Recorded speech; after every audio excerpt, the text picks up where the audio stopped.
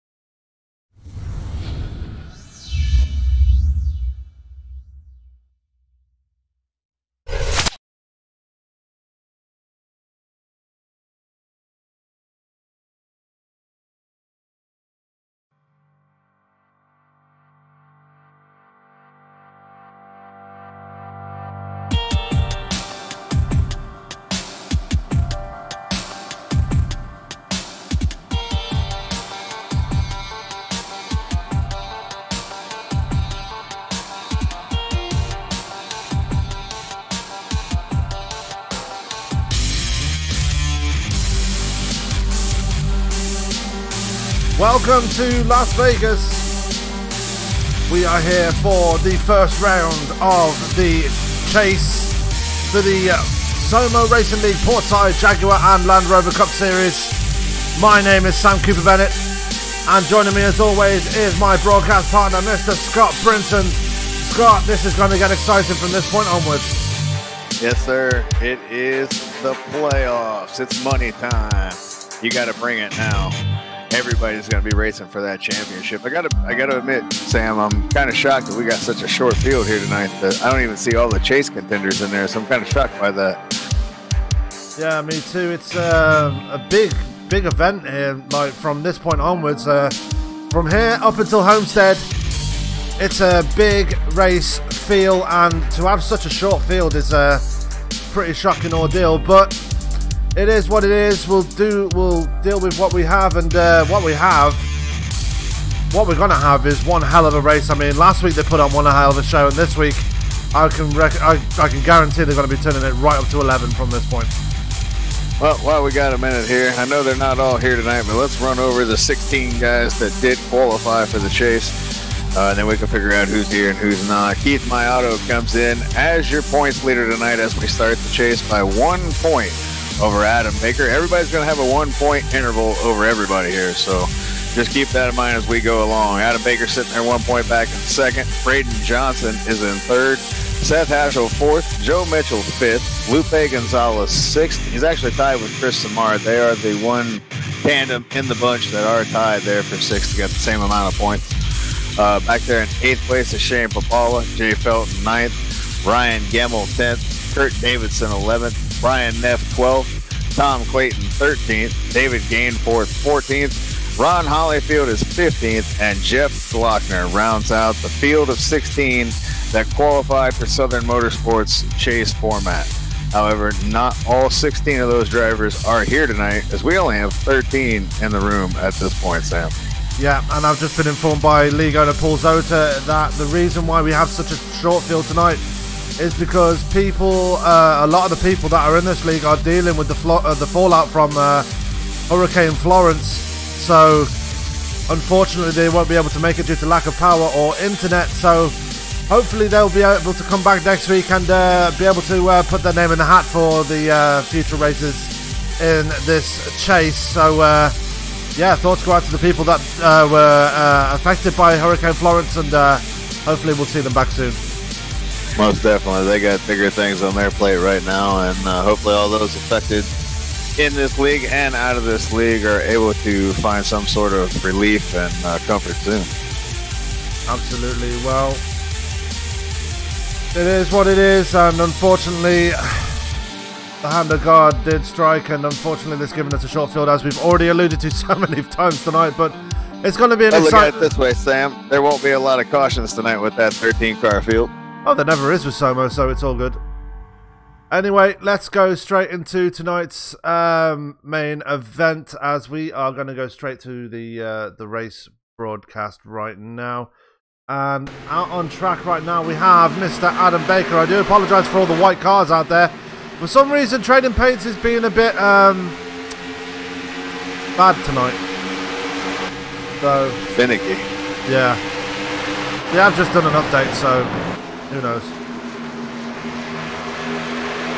Anyway, we're just looking at Adam Baker in the Hot Wheels number 48, just circulating around the track as but just under 20 seconds before qualifying begins, and Adam Baker, you've got to think he's got to be one of the favourites going into this chase.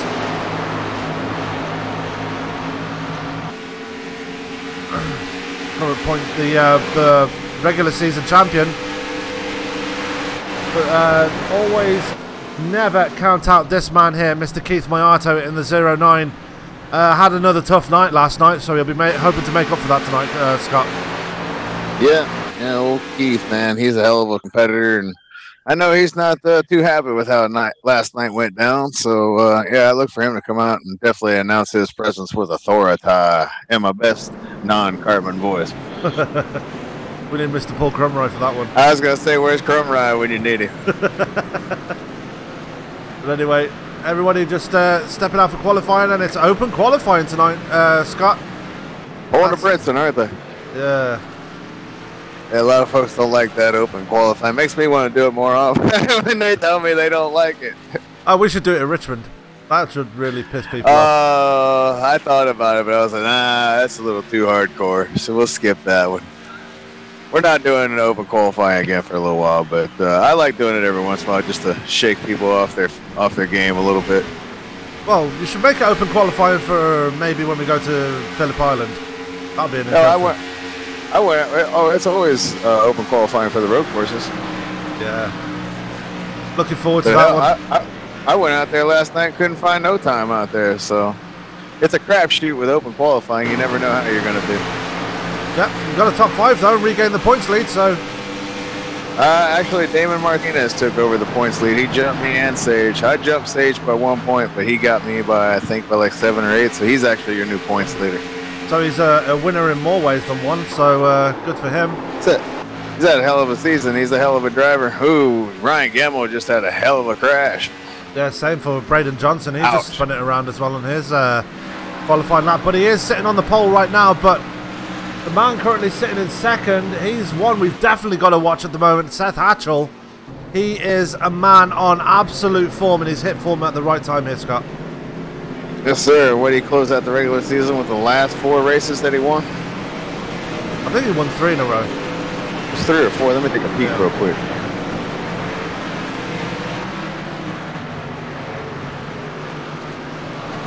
And I will apologise for the lack of paint schemes. It was 3 in a row. Yeah, I thought I was right. Bristol, Darlington, and Indianapolis. And they had a week off sandwiched in there. That's why I was thinking it was 4 in a row. And my auto won the last race before Hatcher went on his 3-race run there at Michigan. Yeah. So that man is the one to watch here tonight, Mr. Seth Hatchell. He'll be looking to get. Not to interrupt you, Sam, but just touching a little bit more on that. We have not seen a non-chase driver win a race since Lynn McNeese did it back on April 26th when he won Talladega. And I don't think we've seen Lynn much here in this league since then. We've not seen him since Talladega, I don't think. I don't think he's been in another race since. If he was, he's only been here for 1 or 2. Yeah, Seth Hatchell smacks the wall coming out of turn 4. Las Vegas, I will admit, it's one of my most favourite tracks in an IndyCar, but in a stock car, this track is absolutely evil to the tyres. Oh, it is in an IndyCar too. This place is notorious for burning up the feel good off them things real quick. Yep.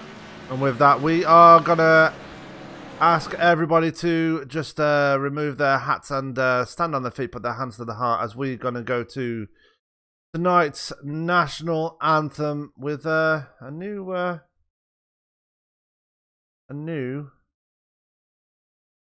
flag graphic. So.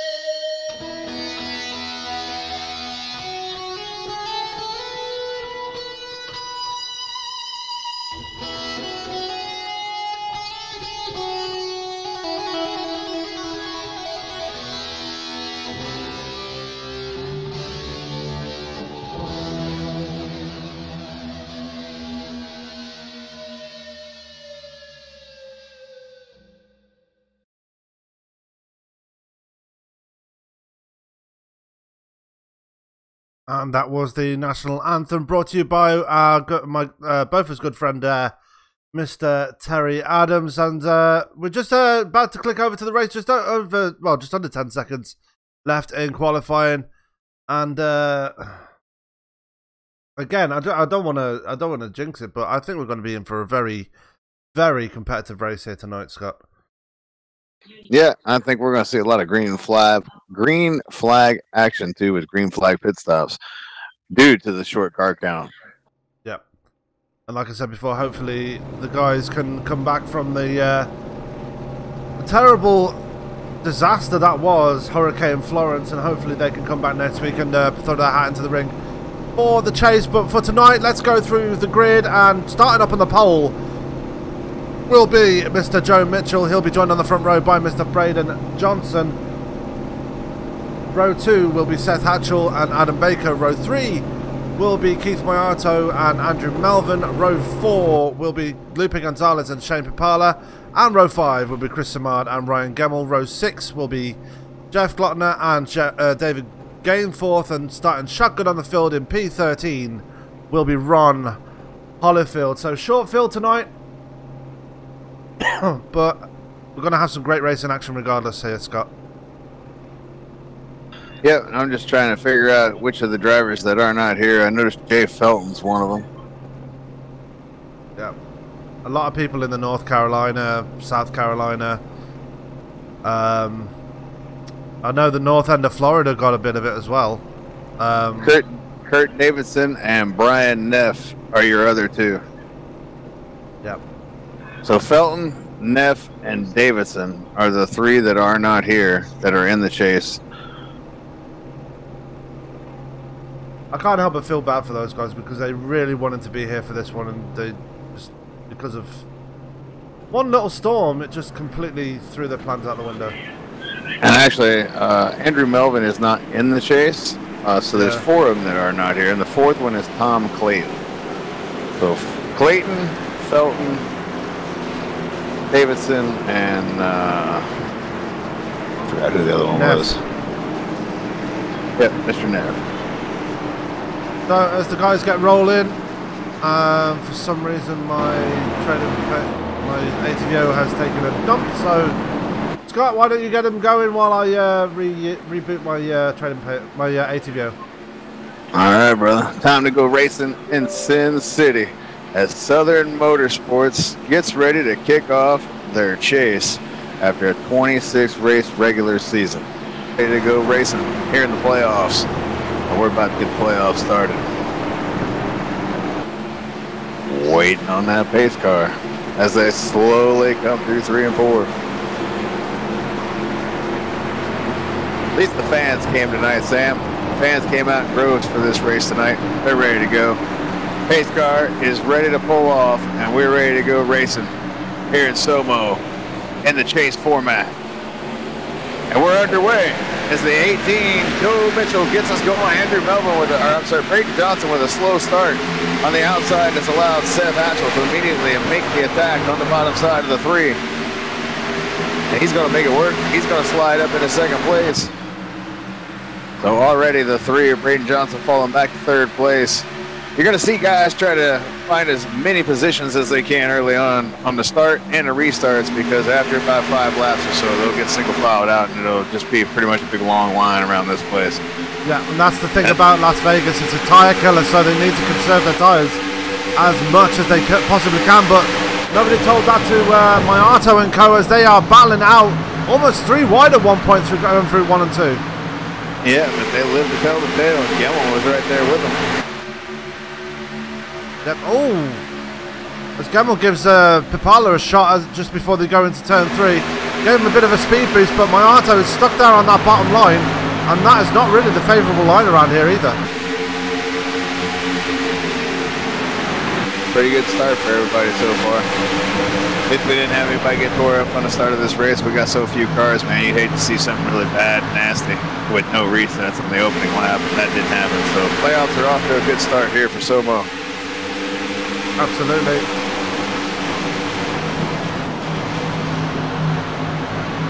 Look, it's looking very conservative to start with, although we do have a battle for the lead here, Scott. Seth Hatchell's now closed up to the back of Joe Mitchell, and Seth Hatchell looking to continue his form here as he's right on the back of Mitchell. Mitchell looking to shake off some serious bad luck he's been having lately. Ooh. Yeah, he's got to stay out of that wall, too, getting up there close to that wall. You don't want to start damaging the right rear on this thing this early in the race. Yeah, Joe's got a habit of getting out there and burning up his tires, too. He's got to be real careful here not to do that. He's got a guy in Seth Hatchell who's been red hot here lately, and, you know, he's just salivating back there to get by.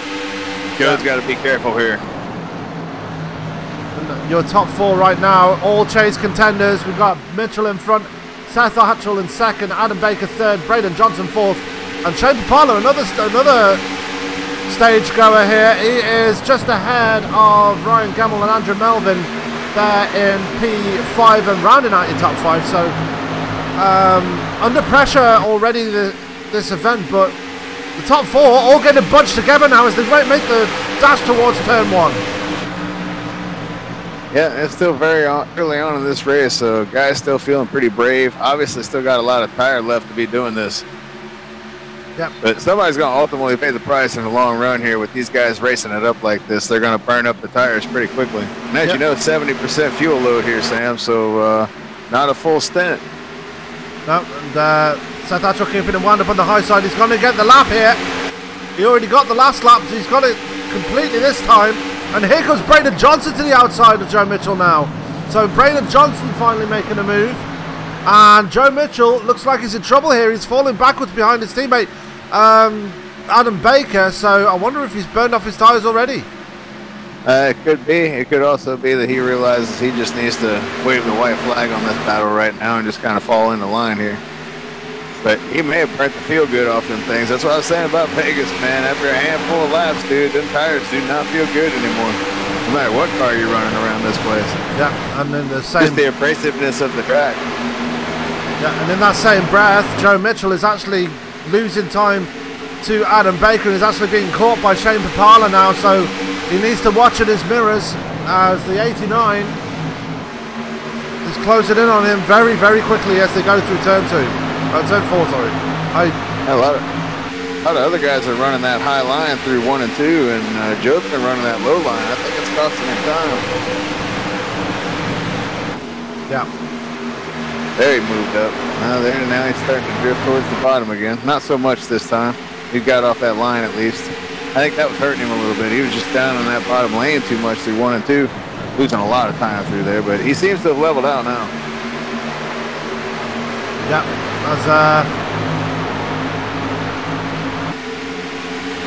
everybody all settled down now by the looks of things. It's I forgot to ask what the stages were, and that's my mistake, so I apologise for that one. But Seth Hatchell still holds on to the lead here. Let's go back further in the field. We've got Keith Mayato all the way back down in P8 right now, so a very slow start there by the 09.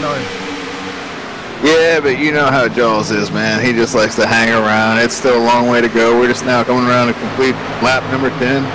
So 150 of these bad boys, 145 of these bad boys to go. So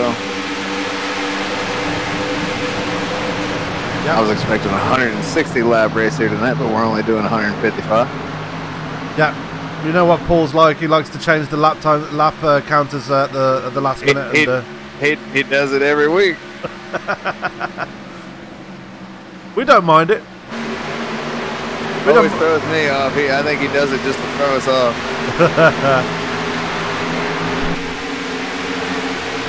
He does it for fun, though. He does it to get a laugh out of us. I'm guilty of it every once in a while, too, in Top Fuel. I don't do it so much, but I do it every once in a while. I got a feeling I'm going to end up having to do it with the both Indy Classic Series as well. Yeah, are you getting excited about your new series starting up this Sunday, Sam? Absolutely. This Sunday's the day, man. Absolutely. And 100 laps, no, 150 laps around Phoenix. I don't even know my own friggin' races now. 150 laps around Phoenix on the old configuration as well. So this is the thing. Nice. This is the thing about the Beaufort Indy Classic Series, is that all tracks, if they've been rescanned, we don't do the rescans, we do the old versions.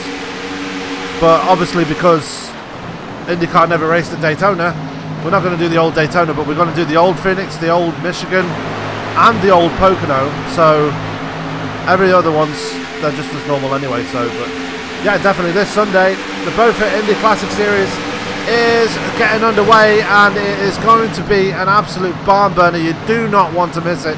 And I believe you told me yesterday that you're going to be racing in it this Sunday. Yeah, I was originally going to be in Miami, but I'll be here this weekend, so I won't be driving back that night. So yeah, I'll be there to race. Check it out. I haven't been in that car yet, so it'll be a stranger to me, but I'm sure I'll get in it before Sunday. Remind me after the broadcast to send you the setup so you can get some practice in it. Alright, sounds good. Well, I'm excited for you, Sam. I remember when I started Top Fuel Racing, and you know, honestly, when that league started, it was basically started on a whim because, you know, the former channel that we were on had an opening, and I was presented an opportunity, so I jumped on it. Oh, we got one spinning down below the white line back there on the backstretch. No caution. Yeah, that's I think it's Ron Hollyfield. Yeah, it is Ron Hollyfield. Just getting it all wrong coming out of turn 2. And it's... No caution. Yep, tried to save it, but unfortunately got it all wrong and hit the wall. And he's going very slowly around the track. He might need to get some speed underneath that car if he doesn't want to bring out a caution here. Looks like he's going to be all right. Yeah. We stay green. So I've officially found my favourite paint scheme of the night already. Which one is that? Braden Johnson running a true grit paint scheme. I see just about everybody out here is running something different. Oh, yeah. We got a caution. Ryan Gemmell is wrecked on the front stretch. Oh, wow. First caution of the night if you're just tuning in, folks. Yep. Let's take a look at what happened here to Ryan Gemmell. Oh, he just lost it all by himself in the tri-oval. And unfortunately, Joe Mitchell got a big piece of that as well. Let's go to the chopper count. That sucks for those guys. Both those guys are chase contenders, so that is definitely not how you want to start the chase. You know, obviously with those 4 guys not being here, Sam, those are the 4 guys that are going to be at the bottom of the list come next week. So, you know, the next round, 4 guys will be eliminated. Those 4 guys are already, you know, in that position to be eliminated. But whoever does the next worst here tonight is the guy on the bubble. Question is, will they get provisionals even though they're they're missing tonight. I know they're not here tonight, but they're not here because of something that was out of their control. So will they get provisional points anyway just because of that? Well, either way, I would still think that would put them at the bottom. Yeah. So, but whoever finishes last here tonight, as long as it's not Andrew Melton, is going to be the next guy on that list, and they're automatically going to be putting themselves in a terrible position. So that's where Ryan Gamble and Joe Mitchell are at right now. But looks like Joe's still doing all right, though. I don't see a whole lot of damage on Joe's car. He crinkled up the front fender. I didn't get a look at Gamble's. How bad was Gamble? He was smoking like a broken down industrial chimney. Oh man, that's a tough break for him. Then he's going to be that guy in that spot I was talking about. Yep. But going back to what I was saying, Sam, I wish you the best with starting your new league, man. When I started Top Fuel Racing, I honestly didn't expect it to get past the first season. I started with a bunch of NASCAR guys who really didn't have any interest in supporting a long-term IndyCar league. They did it just mainly to support me, to get it, have some fun and get this thing going. And eventually I got some IndyCar guys in there, and it kept going. So, best advice I can give you, man, is just do recruiting along the way and just keep it going. Find guys that like to run open wheel, as you already know a bunch. Absolutely, and I gotta give you some kudos as well, because this league stemmed out from an idea that was given to me by a member of Top Fuel Racing, and you're an admin of the league as well as an advisory. So, without your advice and your coaching, I wouldn't have been able to get to this stage in creating a league. And I just got to thank you for giving me the advice and the encouragement to be able to do it. Yeah, no problem, man. I think you were the one that stepped up, and I know these guys were wanting to race pretty bad. I guess I got them hungry on Sundays. I remember back when we couldn't get a crowd on Sunday, and now all of a sudden they're wanting to race every Sunday night. They just picked the wrong time of year for me. I mean, if this was the beginning of the year, I'd have maybe done it, but football season on Sundays, man, I just love the NFL too much. And my team plays West Coast games. The last thing I want to do is be committed to something where I may not be in the mood to want to go have to be committed to it right after the game's over. You know what I mean? Yeah, absolutely. Be like me if I was a bigger soccer fan. I'd be doing the same thing every Saturday and Sunday. So. Yeah, exactly. So. I'm more of a motorsports fan though. That's why I'm doing this league. But I do have one rule, and that when the Top Fuel Racing Summer Lights Series is on, there will be no Classic Indy Series. That is my rule. That while that's on, no Classic Indy cars. We're focused on the Pro Masters, but let's switch our focus on to this race as we're about to get them going again. The lights are off on the pace car, and Seth Hatchell is going to bring them back to the green. Starting on the outside here, pace car is about to turn left, and it does. And Seth Hatchell's going to hold him down for a second. Is he going to go? There he goes, and we're underway once again on lap 21 of 155. Yeah, and I'd like to say we're probably about halfway through the first stage. I imagine it'll probably be right around lap 45. Probably lap 90 will be your stages. Yeah, usually are. Maybe 40, but I'm thinking it'll be probably 45. Yeah, as Joe Mitchell smacks the wall coming out of turn 2 again. And that's put him right to the back of the field. Unfortunately, Joe Mitchell, the wheels are coming off that ride up. There goes David Gainforth through the grass. That was a hell of a long job, wasn't it? He just kept going like it never happened.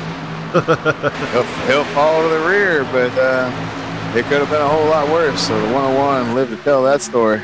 Yeah, as Ryan Gemmell on the clock. He's just over 4 minutes in pit road now. And sounds like his night might be over. Oh, because of there's such a short field though, is there a clock though? Because I don't know. One of those deals. We'll find out. We'll find out soon, won't we? Absolutely.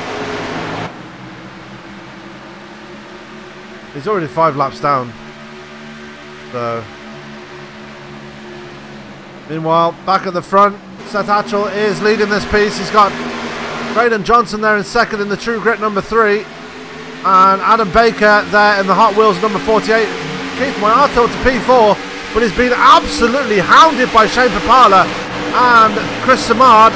Oh, let's give a quick shout out to Chris Samard, by the way. Birthday boy today, he is. Yes, he is. I wished him a happy birthday earlier today, but happy birthday, Chris. Yep. As he's putting Shane Papala under pressure. What a birthday present that would be if he advanced into the second round with a win tonight. Yeah, secured his spot in the second round. That's what all these guys want to do. They want to get that money in the bank and win this race and secure that spot in the second round, because anything could happen next week at Richmond. Yeah. As Adam Baker putting moves on Braden Johnson here. Braden Johnson winning the little battle between himself and the 48, so everybody jockeying for position right now, but still unable to get around Seth Hatchell, who's again seems in very imperious form here again tonight. Yeah, he has been for about the last month. I want to know what Kool-Aid he's drinking. Share some. I want some too. I need yes, some. Please share. I want the Seth Hatchell Kool-Aid. I want the Keith Moyato Kool-Aid. I used to love Kool-Aid when I was a kid. I've never tried it. Oh, I loved it when I was a kid. I had a thing of mixed the cherry Kool-Aid with Coca-Cola. It's like cherry Coke to me.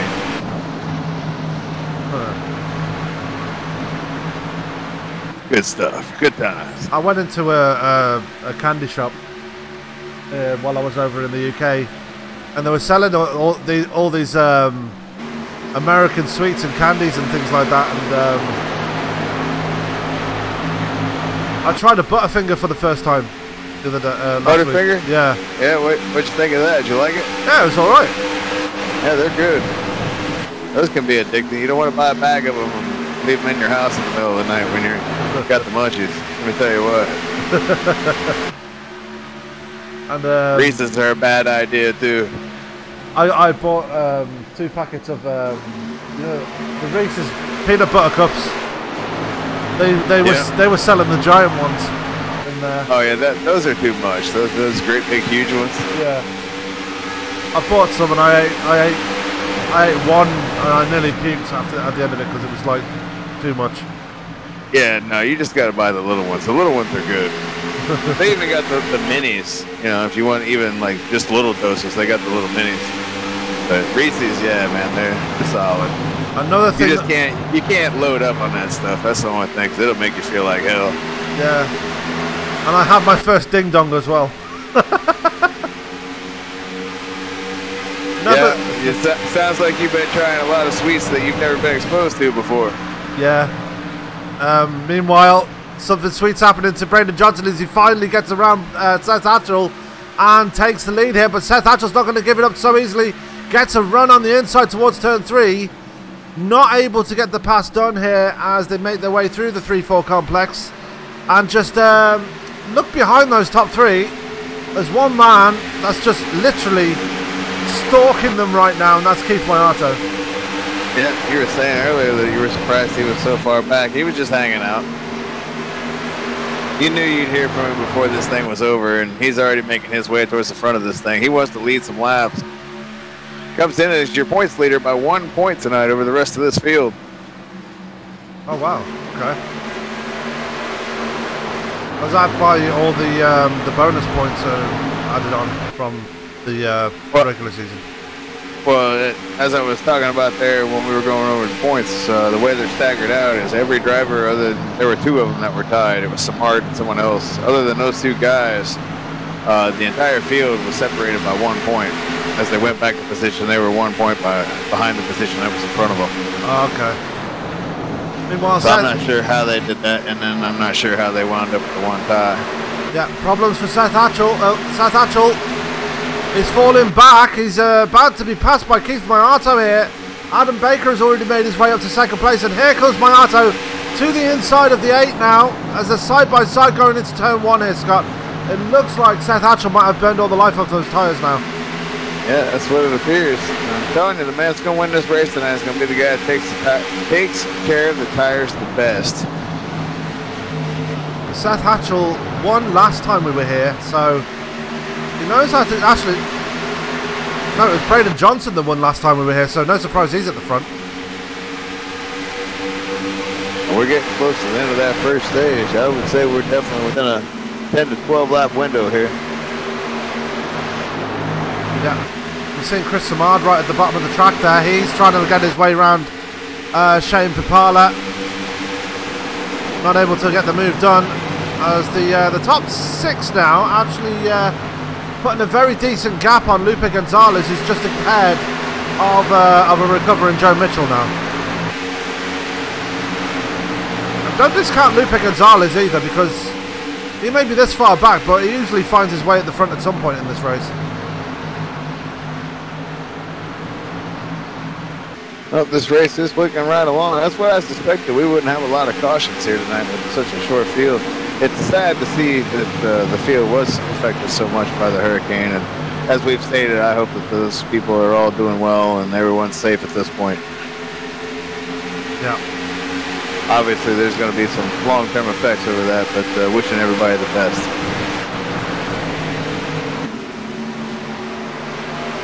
Absolutely. Hurricane Florence, one of the deadliest hurricanes to hit the Carolinas in recent history, so thoughts and prayers go out to the families and victims of the families and victims of the recent hurricane, and hopefully they can recover quickly from what was such a devastating storm. Even the hurricane that hit Florida last year wasn't that devastating. Oh, it was pretty bad. It was pretty bad. They've all been pretty bad here in the last 15 years or so. My auto's in the wall. Andrew back in '93 was one of the worst they've ever had. It was either '93 or '94. It was one of the worst in history. It ripped apart Homestead. Oh, Papala getting it all wrong. Yeah, sorry. Obviously, Katrina probably being the worst out of all of them. Oh, yeah. Well, at least Irma and Florence actually weakened before they hit landfall. I think Katrina was still a Category 5 by the time they hit New Orleans, so... yeah. Yeah, I gotta say that's one thing when I move, I won't miss hurricanes. You'll be stuck with tornadoes instead. Yeah. Whole new animal. Yeah, because Tennessee's right slap bang in the middle of Tornado Alley, so...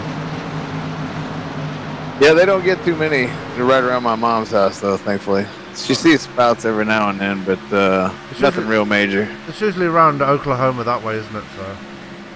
Yeah, more out just the plains. I definitely don't think I'd want to live out there. Like Oklahoma, Missouri, somewhere up that way. Yeah, when them tornadoes came ripping through, man. That's why they go underground.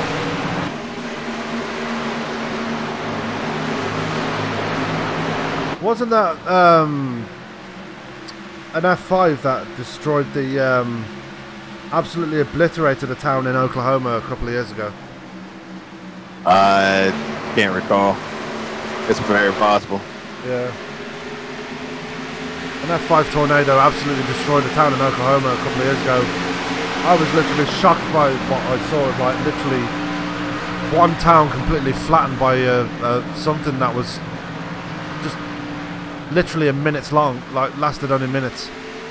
Yeah, them tornadoes, they start getting a certain size. They're nothing to mess with, period. But man, they start getting up to, them bigger ones, and yeah, you don't want nothing to do with them. You don't want to be anywhere near them.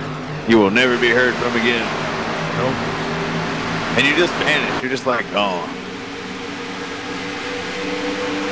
And I believe, just getting back to the race here, we've got Seth Hatchell starting to recover now. He's starting to get up to the back of Adam Baker. They've actually gapped Chris Samard now. Samard is now 2 seconds back and under pressure from Shane Papala. Keith Morato feeling a bit of damage there, Scott, while we were chatting there. He actually hit the wall pretty hard. Oh, man. And he's been having issues in the Gen 6 here recently with doing that, getting into the wall too much. And did you notice, Sam, we did not get a stage ending there at lap 40, so we may get it here at 45. If not, I'm almost positive we're not going past lap 50. No. Well, for the chase in the Paskies League, they've abolished stage racing altogether to make it more interesting. Yeah. So I wonder if they're doing it. I wonder if they're doing that here. I wouldn't put a bet on it, but it could be a possibility. Yeah, I'm not a big fan of stage racing. Nope. I'll tell you, if they start doing that in IndyCar, I'll switch the TV off. They're not going to do that. I hope IndyCar knows better than do that. IndyCar's done good in the last few years of getting their fans back after they pissed their fans off, so they're not going to do anything now to upset the fans again for a while, at least another decade or so. Yeah. And congratulations going out to Scott Dixon for winning yet another championship. There's your caution. Stage ending at lap 45. Yep, so that is the end of stage 1. Sure is. Just as I was congratulating Scott Dixon on another IndyCar title. That's 5th. Yeah. He's right up there, isn't he? Yep, tying AJ Foyt. Anyway, let's go through our stage results here. Braden Johnson bringing home the stage 1 win. Alan Baker 2nd, Seth Hatchell 3rd, Chris Samard 4th, Chapin Parler 5th, 6th is Keith Mayato, 7th is Joe Mitchell, 8th Lupe Gonzalez, and 9th is Andrew Melvin. And rounding out the top 10 is Ron Holyfield, despite that spin he had earlier in the stage. So that is, that is the end of stage 1. We're going to take a short commercial break. We'll be back with more SOMO action. Do not go anywhere. We'll be right back. Okay.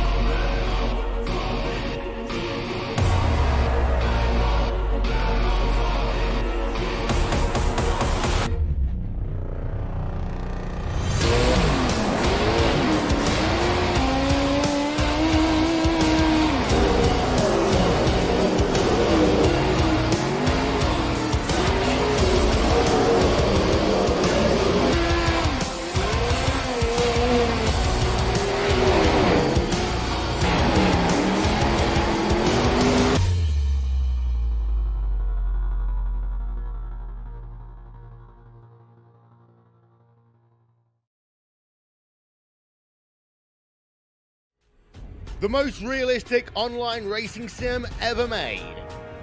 This is iRacing. Detailed laser scan tracks, fully dynamic real world cars, and over 50 series to choose from.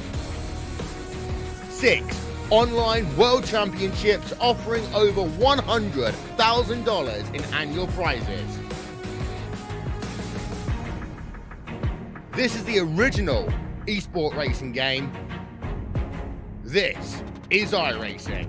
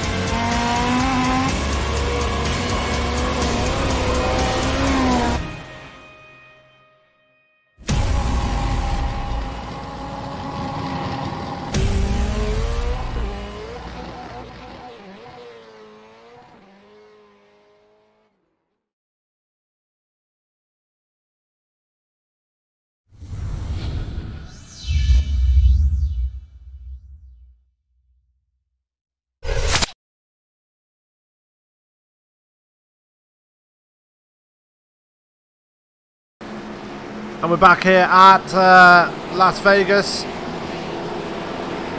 Stage 2 is about to get underway. The lights have just gone off on the pace car. Scott, I believe it's your turn to get us going, buddy. All right.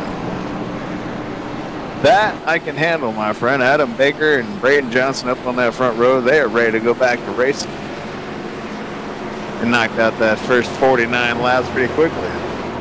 We'll be starting lap 50 when we go back to green flag racing here. And we will have 106 laps to go. Almost 1/3 distance. Yep.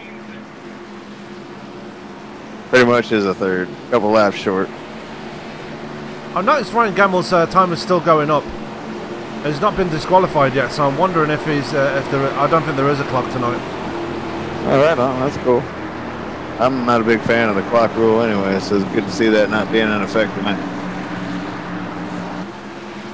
Especially in iRacing, I'm not a big fan of it. I think it's dumb in NASCAR.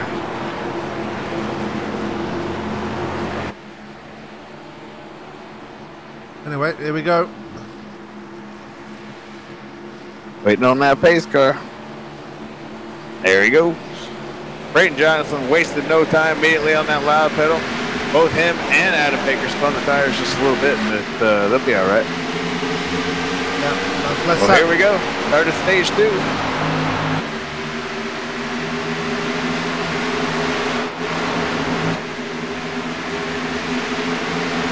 Yeah, as Seth Hatchell already on the attack on his teammate Adam Baker after he spun the tyres on the restart.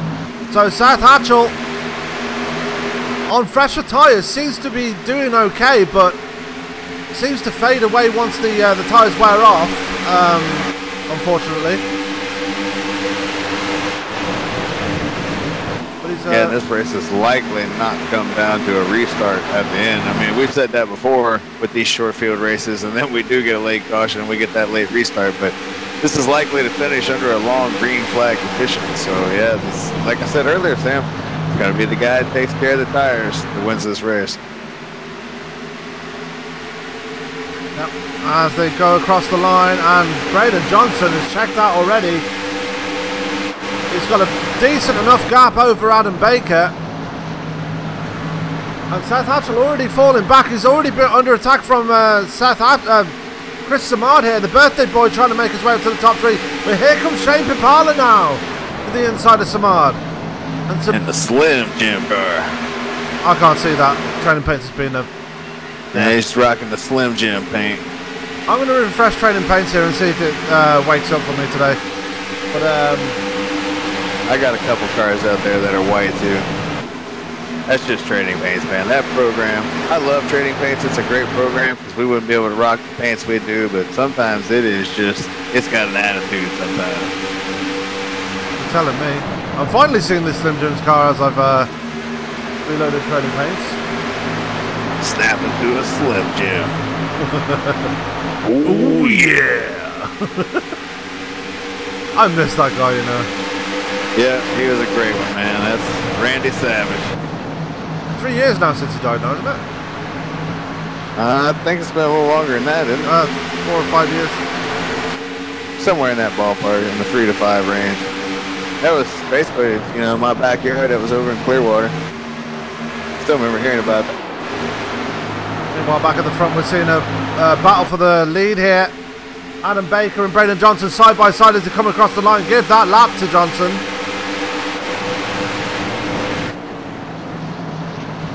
Still seeing a lot of white cars out there. I do apologise for the trading paints issue.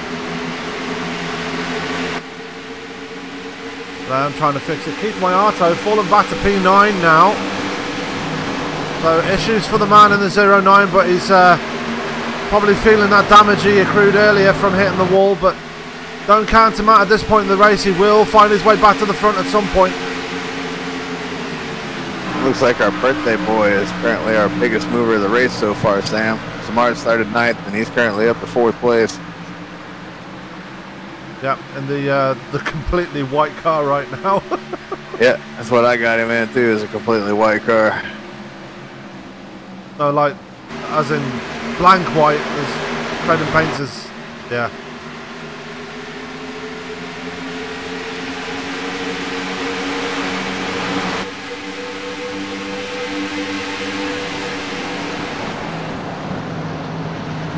Well, you want to crank it up for the fans? You got a crank it up camper here, Sammy? Oh, I do. I do, actually. Let's crank it up one time for him. Absolutely. So, for the first time in a long time, actually, Both for Broadcasting is going to crank it up. Let's do it. Hell yeah. Playoff style. With plain white cars.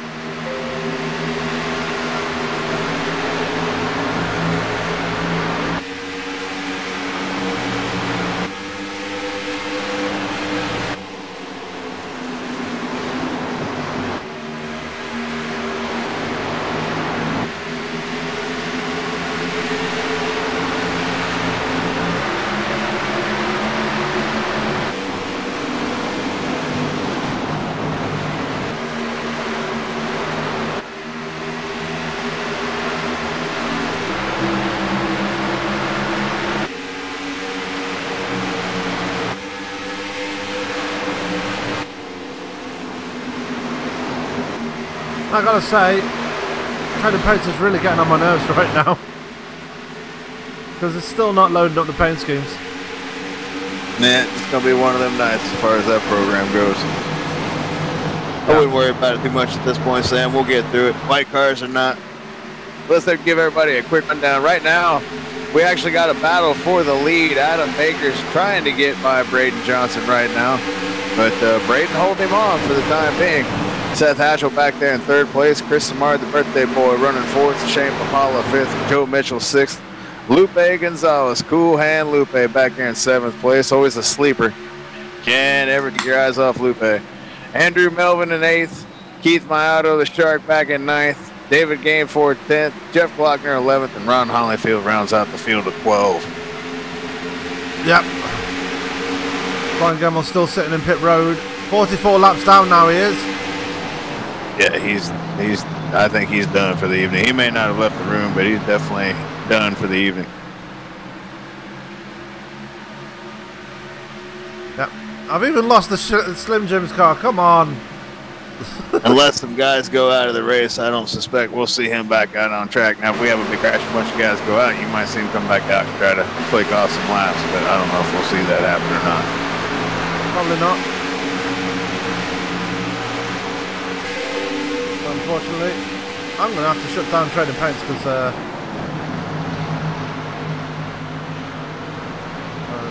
I'm having...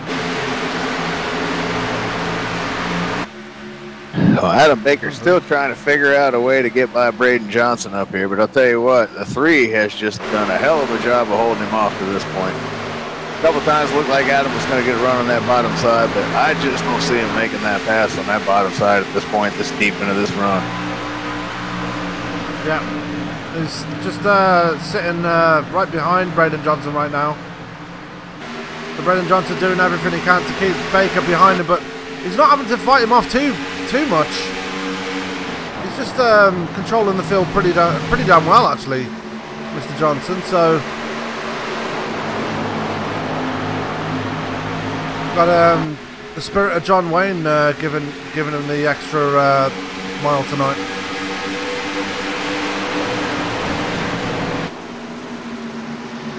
The dude.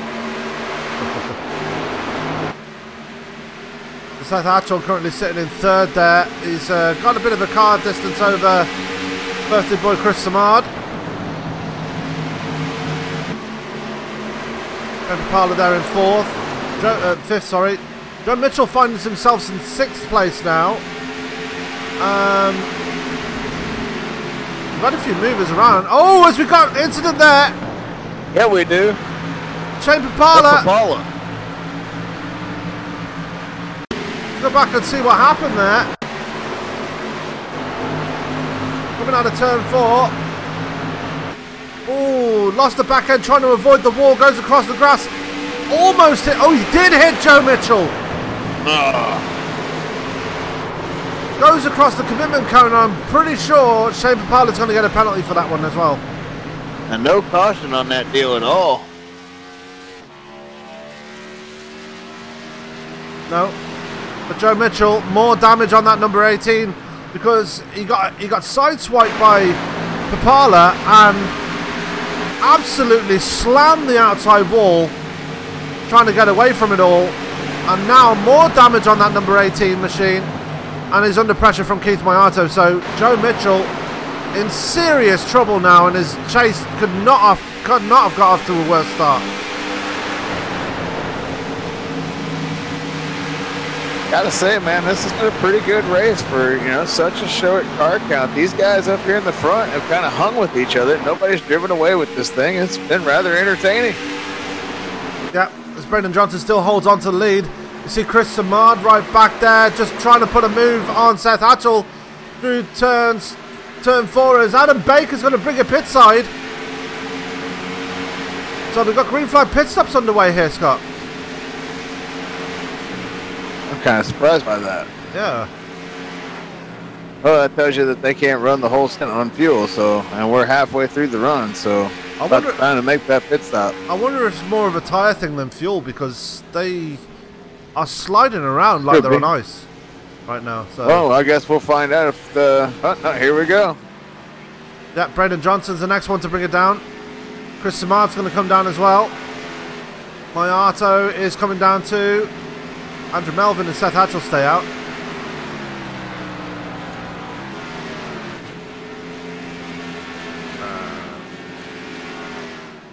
Shockingly, Shane Papala did not get a penalty for... oh no, here he comes. He had his black flags cleared. Oh, did he? Yeah, they cleared the black flags. Seth Hatchell finally brings it pit side. Does Andrew Melvin follow him? No, he doesn't. Andrew Melvin stays out. But the man in the 88 really trying to stink up the show here. And if he stays out... I'm just wondering if he's going to have enough fuel to get to the end.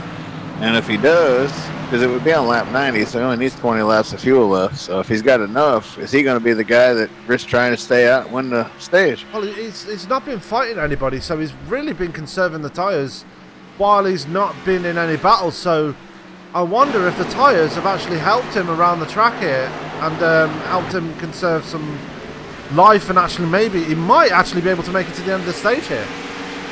It's possible. I lost my train of thought there, that's why I started rambling. Lupe and Gameforth playing the same strategy here, so...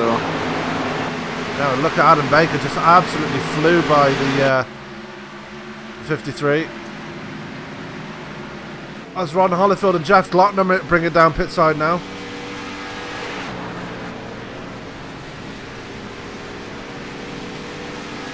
You see Andrew Melvin there, the race leader, but look at Adam Baker absolutely flying up towards the back of the 88, and it won't be long before Adam Baker makes his way back on the lead lap.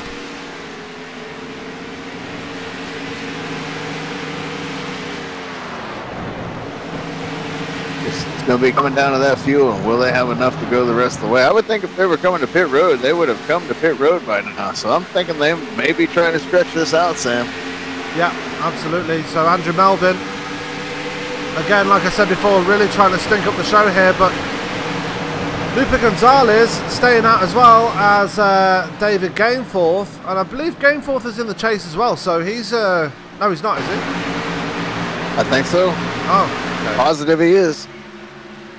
So he'll be looking for some... There was only Andrew Melvin was the only one on the field tonight that was not in the chase, so... And Melvin making no sense coming to pit road. So I'm telling you, Sam, I think he's going to try to go to the end here and win this stage. Yeah. So Andrew Melvin under pressure from Chris Samard. Samard's just going to fly past him at this point.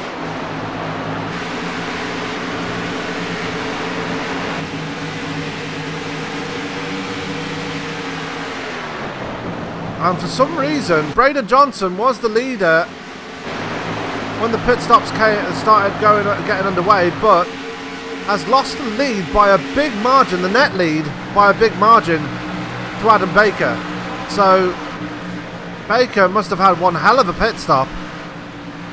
And Braden Johnson must have just had a really bad one because he's fallen way off the pace from Baker right now. Good news for him is he knows there's a caution coming here at the end of stage 2, so he knows that he's not going to drive away with it right now. So he will get that one get out of jail free card. But I don't know if we'll get another caution after that, Sam. We've seen some guys have some issues tonight and the caution not come out. There's just no traffic out there.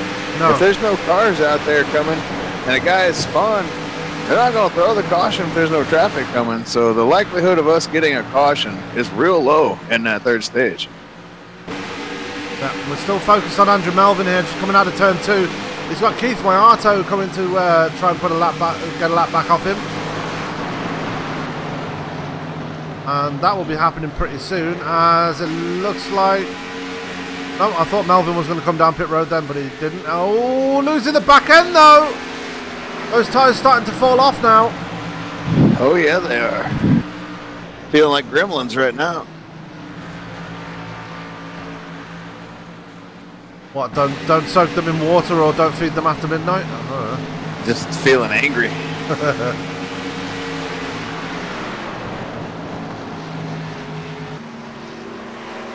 Instead of engine gremlins, it's tire gremlins. That's another moving franchise I wish they'd bring back. Or they're out there hanging out the side of your car, just biting chunks out of your sidewalls. Kind of like in the movie Twilight Zone, where a dude saw the gremlin out on the wing. Yeah.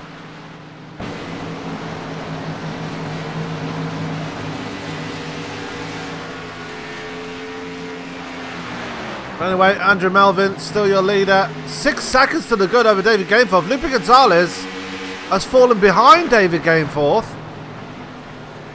I wonder if... How about that, huh? Yeah.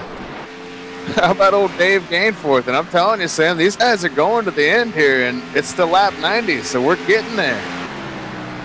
This is exciting. A little bit of a change, a little bit of a twist here in the opening round of the format of the chase for SOMO. Yeah. But again, like I mentioned, Andrew Melvin looking to really stink up the show here and take some crucial stage points away from the chase drivers. And he's going the right way about it. He's still 20 seconds to the good over Adam Baker. And that is more than big enough a gap to hold ahead of the man in the 48 to actually go away and steal this stage. So Andrew Melvin really in the catbird seat right now, as we've got 9 laps to go before the end of stage 2. Andrew Melvin looking really good right now. Just a matter of fuel. Does he have enough fuel? And I think he does. I think he's got enough to go that far. He might even be saving a little bit just to make sure he's got enough to go that far. But I definitely don't see him coming to pit road now. Nor Gainforth, nor Gonzalez. And what a hell of a run by David Gainforth, huh? Yeah, up to second place. He did have that mistake earlier in the race where he went across pit road, but like you already said, he just carried on his merry way. Didn't even realise he was in the grass. Yeah, now he's up there in second place. Like it never happened. That's the attitude you got to have, man, when you get out here and race, dude. These races are long, and a lot of shit happens throughout the course of an hour, hour and a half, 2 hours racing. So you just got to take it on the chin, learn to swallow your pride, and get focused and get back to it. Yeah, the shock is. I got to do it every Wednesday night. The shock he's going to get when he goes back to pit road and finds that he's got a load of turf on his inner fenders.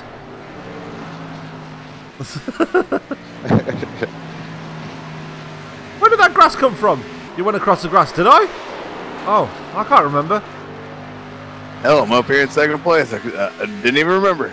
Sometimes that happens, man. You'll forget about stuff that happened earlier in the race because the race has worked out better for you as you've gone along. You got past the moment, and the rest of the race has been fine, and then you're up there in position to win. So you forgot about all that other bad stuff along the way. Yeah, meanwhile, Andrew Melvin has only got 5.5 laps to go before he picks up a stage win. He is still 16 seconds to the good over Adam Baker, who is on the much faster tyres.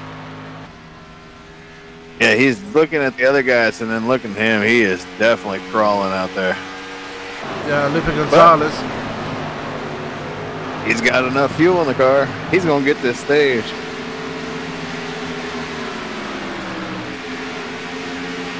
Yep, Adam Baker, I know the reason why he's not closing in on Melvin so much is because he's under pressure, because Braden Johnson is closing in on him like a freight train on speed. So he's under pressure. 5 to go. Yep. So very shortly, Adam Baker's going to be under pressure from Braden Johnson and Seth Hatchell before this stage is said and done. And I think Chris Samar might be in with an outside chance of getting up to the back of Adam Baker as well.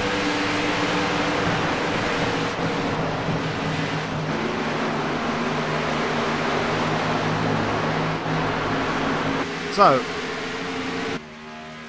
4 laps to go here. Make that 3 laps to go as he comes across the line. I think you're right. He's going to do it, isn't he? Yeah, he's got it. Gainforth's going to finish 7th, and Lupe is going to wind up losing 3rd place here, and Gainforth may wind up losing 2nd to Baker as he's roared them down. But yeah, he has no chance of catching Melvin. He's 10 seconds behind. Or, I'm sorry, Adam's 13 behind. It's 2nd place is 10 seconds behind. So, oh, and Melvin's coming to pit road. He's out of fuel. No! Look at this. Yes, he has run out of fuel with 2 to go in the stage. He didn't have enough, Sam. We were fooled. Now Adam Baker, after passing David Gainforth, I think Gainforth's out of fuel as well. He's got to be. Gainforth is crawling around the track. He knows he's not got enough fuel. He's got to make it back to pit road now. Remember, this happened to David Gainforth at the end of the Pocono race earlier this season and lost a win because of it. And David Gainforth, I think he's thrown a stage away because of it. He's literally crawling around the track now. No fuel left in that 101. Adam Baker is the man back at the front now.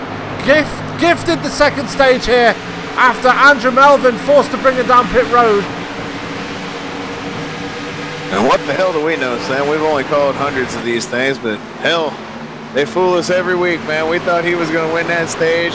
Runs out of fuel with 2 to go. Man, you know Andrew had to be sitting there in that car just hoping that the caution would fall. And at some point, man, you just got to swallow your pride and come in and get fuel. Yep, so Adam Baker going to take away stage 2, but who's going to take away 2nd place in stage 2? Looks like Braden Johnson going to take it, but Seth Hatchell right there with him as they come across the line, and stage 2 is in the books, hopefully. No caution yet. Yeah, interesting. There it is. There it is. A little late. There it is. Better late than never. So an exciting end to stage 2. Yeah, no doubt. Wow, who saw that coming? And this is your stage result after the yellow flag falls. Adam Baker coming home with a stage win. 2nd place is Braden Johnson. 3rd, Seth Hatchell. 4th is Chris Simard. Rounding out the top 5 is Keith Mayato. 6th, David Gainforth.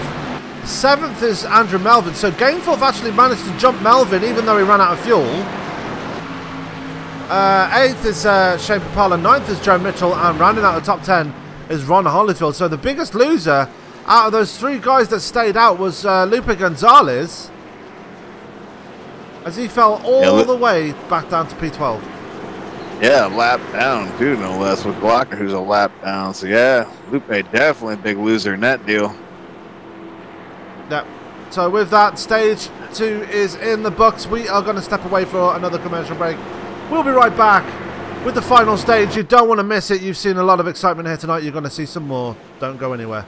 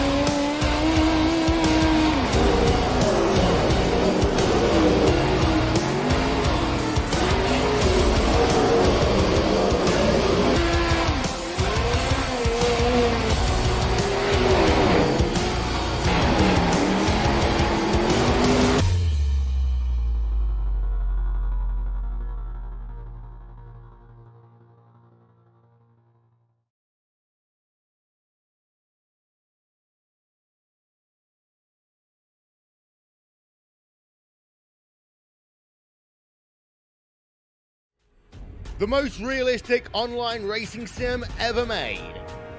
This is iRacing. Detailed laser scan tracks, fully dynamic real world cars, and over 50 series to choose from. 6 online world championships offering over $100,000 in annual prizes. This is the original esport racing game. This is iRacing.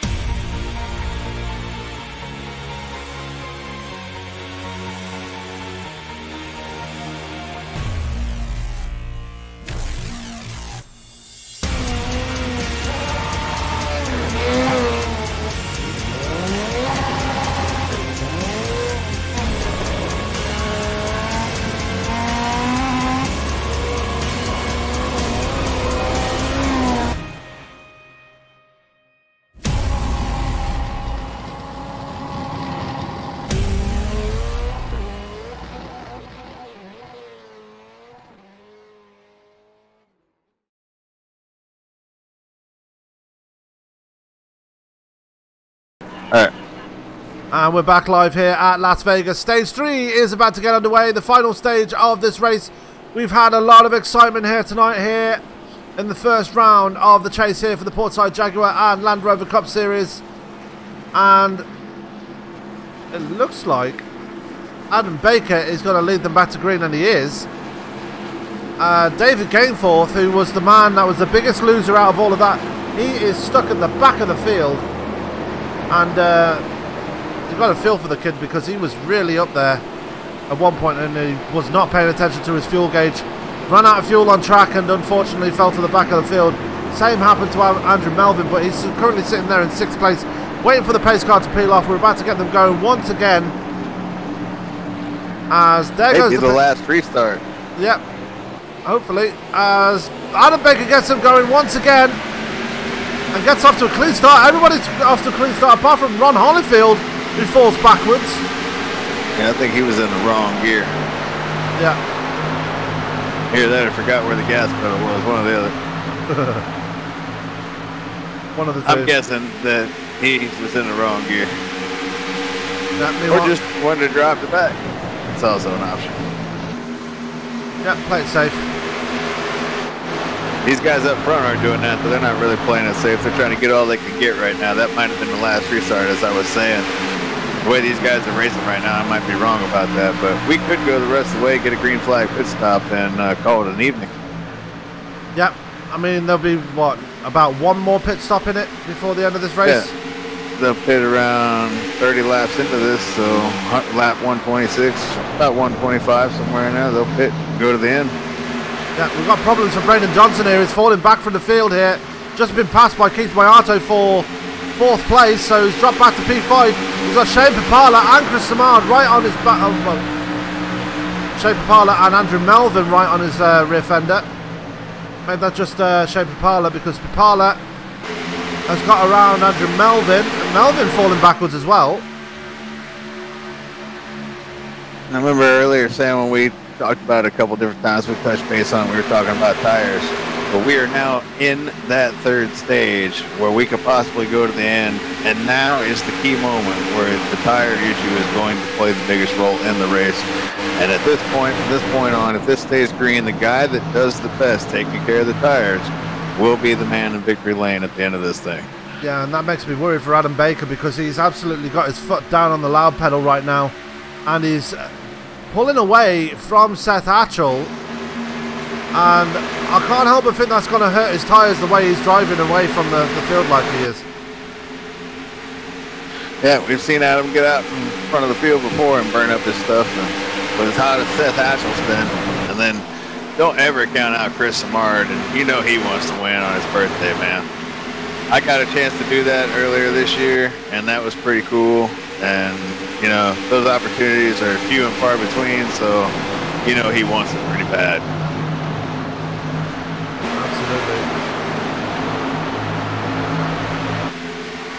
Absolutely.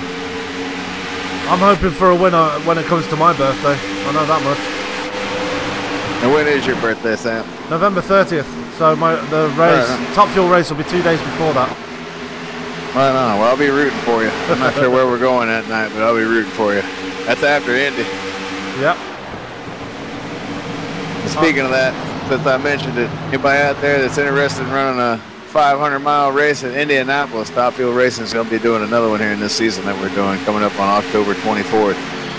Some of these guys here in Southern Motorsports, Chris Samard, Kevin Cornelius, and Keith Mayato currently are over there running in the series. I haven't seen Kevin in a couple weeks, but I'm thinking he'll probably be at Indy. If anybody else is interested, just get in touch with me on Facebook or have you get in touch with me, give you the TeamSpeak info or what have you, and we'll get you hooked up. Yeah, we were speaking to Sage Karamlat during last night's broadcast about that, and we were trying to get him to speak to IndyCar drivers that are on iRacing. I was just shaking my head as you guys were having that conversation. But hey, more the merrier. If he can, I'm cool with it. You know, obviously we have one professional over there from the IndyCar series. We've got a couple of semi-professional NASCAR guys over there. So, you know, more the merrier, man. Bring some more in. I wonder if we can get Ronnie Osmer back for a one-off race.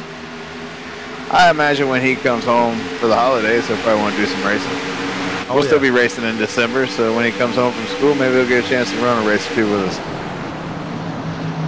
Yeah, speaking of racing, Adam Baker still checking out here. He's 7/10 of a second to the good over Seth Hatchell. Chris Samard literally just holding on to third place by the skin of his teeth, ahead of Keith Mayato and Braden Johnson. Braden Johnson, the man just behind there, and Shane Parler seems to have gone off the boil a bit. He's fallen off a few car lengths from Braden Johnson. He might be saving those tyres. Might be a good call in the long run. Yep. We've still Gonna be some guys that are doing that right now, man. There's probably 2 or 3 of them out there that are just thinking long run here and save the tires. Yep. And look who's back up there, creeping up there behind Samard. He's back. Looking for another sequel. That's what he does, man. Sequel after sequel. And I know the feeling because last night there was a point in that race where Crumrye was out front. I was chasing Crumrye down, and Crumrye burned up his tires. And I went by Crumrye. I think I led 5 laps, and then Keith Mayato went by both of us. Yeah, that was. So I know firsthand. That was what, 30 or 40 laps into the run, Sam? Something like at least 30. Something like that. After my retirement, I had to step away for a while though, because oh my god, that competitive fire in you, Sam. Trust me, I know it does that to me sometimes. But you can't let it get the best of you. You just gotta get in that fixed series, keep turning laps, man. I'm telling you, you'll find that rhythm. It's all about just finding a rhythm. That turn 2 at Chicagoland bit me hard as well. Yeah, there's a lot of pushing that car last night. Oh, speaking of getting bit, Keith Mayato's in trouble coming out of turn 4. Hits the wall. Oh, no. Manages to collect it up, but he's lost the position to Braden Johnson here. He could lose another one here to Shane Parler. And he's in the wall again. Man, he has had big issues with that here in these last few weeks here at SOMO. Just not being able to keep it out of the wall. He's having my kind of bad luck. Not able to keep it out of the wall.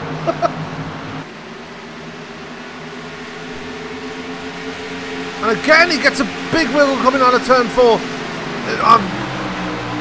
Mayato's in serious trouble here. He's got to be passed by Shane Pipala, but if he's not careful, Pipala right up next to him now. Keep it down to that low side. Mayato might want to try and take a low side dive himself as he goes into the wall again. And he's lost a ton of speed now. I think that last bump might have really hurt him this time. Yeah, that sucks for Keith. Yeah, when it rains, it pours. And it's a monsoon right now.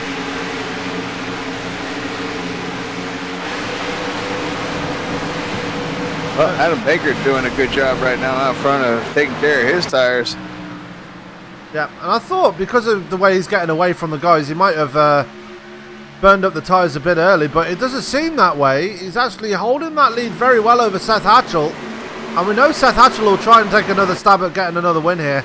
I mean, he's looking for his 4th win in a row. And the only man that's managed to do 4 in a row is the man that's been ping-ponging all over the walls the last couple of laps, Keith Mayato. So, Seth Hatchell,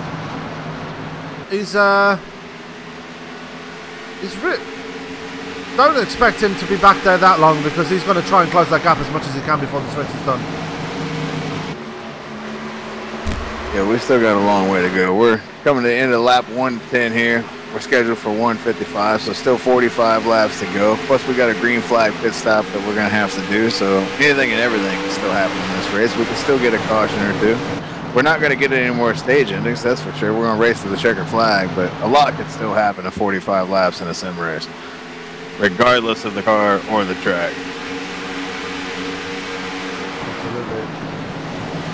And we've got Michael Lawler in the chat. Saying, the King! What's up, King? He said, what's up, Scott Brinson and Sam Cooper Bennett? Yeah, I got to get with you, Michael.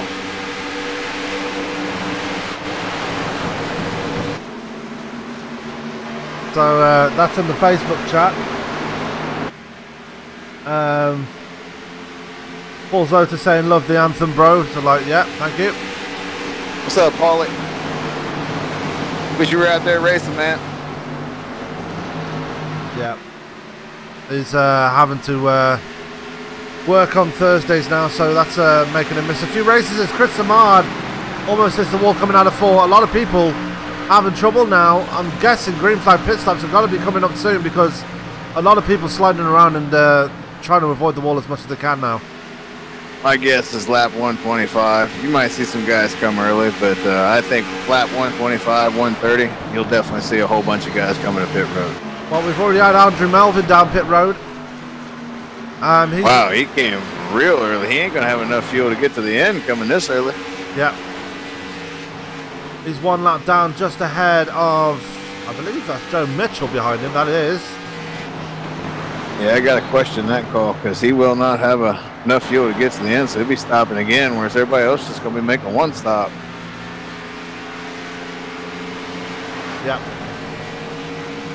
Meanwhile, back in the front, Adam Baker has stretched his lead to over a second now. Seth Hatchell, 7/10 of a second to the good over Chris Samard, who's under pressure from Braden Johnson now.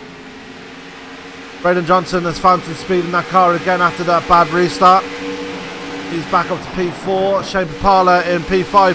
Keith Mayato has found some momentum again and he's right up to the back of the 89. And Lupe Gonzalez closing in on these guys as well. So the silent assassin getting in. Keith Mayato getting it all wrong coming out of 2. Manages to save it, having to chase the car up the track though. And that's let Lupe Gonzalez close in on him as well. So Keith Mayato really struggling in that 09 right now. Hey, you don't usually see Keith driving like this. Just one of them tough nights for Keith. I'm sure by this point he just wants this damn thing to be over with and get out of here. Yeah. But Lupe is closing in on him and Pipala. You can't ever rule out Lupe. He's one of those guys that just kind of hangs around, takes care of the tires, and just chops people off as they go along, meaning taking position after position. Absolutely. So everybody all stretched out right now. Yeah, and just looking to see who the biggest mover of the race is. It's Ron Hollyfield now. He started 13th, and he's up to 8th place. So that's your biggest mover. Shane Papala is actually, I'm sorry. Chris Samard, your biggest mover. Started 9th up to 3rd. And then Ron Hollyfield, who started 13th and up to 8th. Yeah, and Samard's actually extended the gap between himself and Brendan Johnson now. He's actually starting to close in on Seth Hatchell. So the gap coming down between Hatchell and Samard, we've got... My auto's in the grass on the front stretch. Wow. Boy, is he battling that car. Yeah, there goes Lupe Gonzalez. My auto's night is just getting from bad to worse here. And that is not how he wants to see his chase get underway. A lot of these people... Jeff Glockner down pit road now. He's just made his stop. So another one making an early stop here. Well, that's what we were talking about, where anything and everything can happen once the playoffs start. The guy that won the most races during the regular season with 8 of them, Keith Maiato, is having all kinds of issues tonight back there running in 7th place. So anything and everything can happen once these playoffs start, man. Yep. Paul Zota says he's watching on his 55-inch TV. Like, yeah, great. Very nice. Both are broadcasting on a 55-inch TV. I'll take it. He says that... I hope you're enjoying the race, Paul. Yeah. Coming up on green flag pit stops here soon. Sorry to cut you off again, Sam. No, you're fine. You're fine. I have a habit of doing that to you. Go back to the battle between Hatchell, Samard and Johnson. Johnson actually fallen away a bit there. He's actually being caught by Shane Papala. No, he's not actually being caught by Shane Papala. That's actually Jeff Glockner coming up behind him on fresh tyres.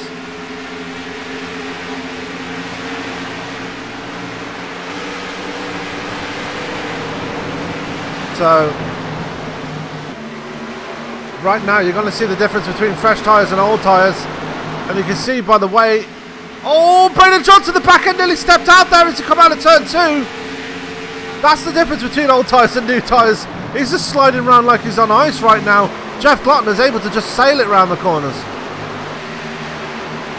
Yeah, these guys are just trying to hang on right now, trying to stretch it for a few more laps so they can get to that pit window. They're all getting close to it, but they're hanging on now. That tells you the fall off, man. Absolutely.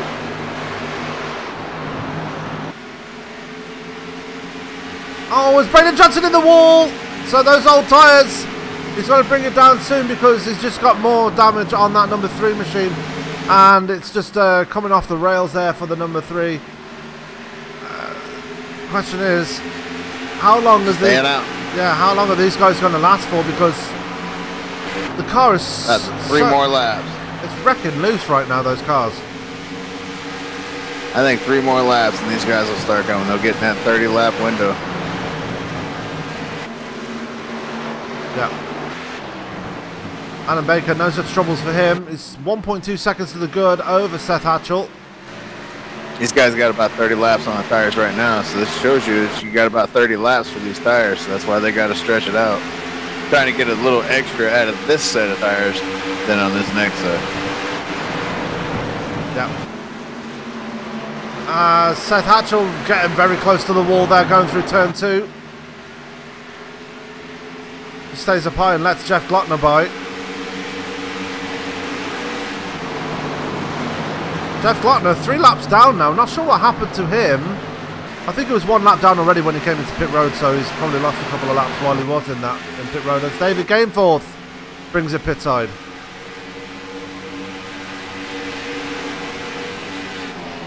So, Braden Johnson's in. Yep. About a lap shorter than when I expected him, but that's all right. He lasted about as long as he could. He kind of had no choice. He was like sliding all over the place. Yep.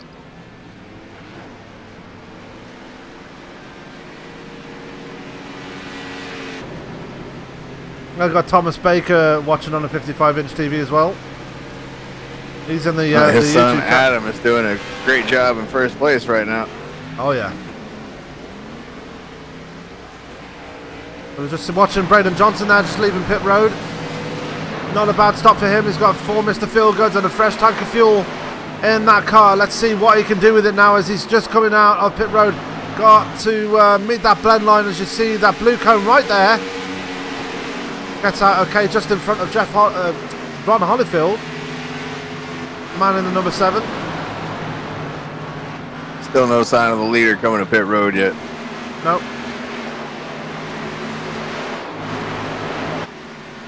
See him there just coming out of turn 2, just ahead of David Gameforth. Watch Gameforth, he's going to try and put a pass on Adam Baker before this lap is said and done. Gameforth nearly runs him over. Yeah, I think he was trying. Yeah, he's trying to come to pit road there. There was some miscommunication there. That almost led to disaster, but they avoided it. Good job by those guys. Yep. That would have been terrible. Seth Hatchell stays out. That's why communication is vital.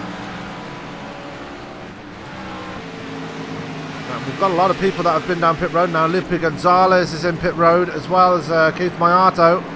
They're just coming out of pit road now.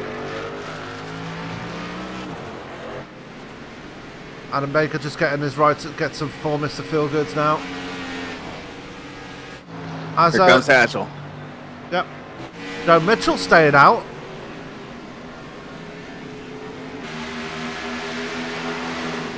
Well, the man has got absolutely no speed in that car, so don't expect him to be at the front for too long, but he'll just be looking to get that bonus point for leading a lap. And he will get the bonus point for leading a lap.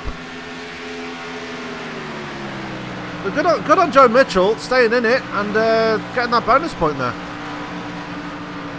Yeah, that could play a big factor down the road. You never know. Every point matters.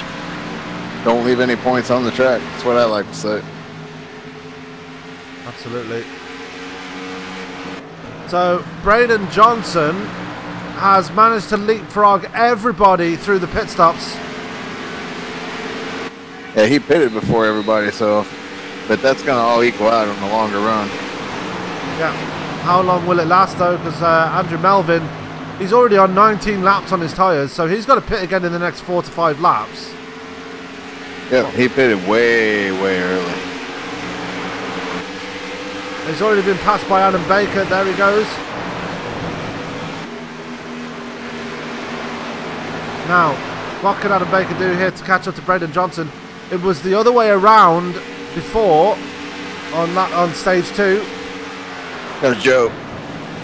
Now Joe coming pit side. So Joe getting the bonus point for leading a lap. He's actually led 5 in total, so good for him to stay in it. But Braden Johnson ultimately takes over the lead once again, and he's led 40 laps now. Question is, what's he got to do here to try and hold off Adam Baker, because Baker is on fresher tyres than the 3 by 3 laps. So we'll see the difference between those two once they get close together. And they will get close together because Adam Baker is closing that gap between himself and Braden Johnson right now. And we got a 3-car battle back there with Mayato. Yep, that's Mayato, Gonzalez and Pipala. All racing for position.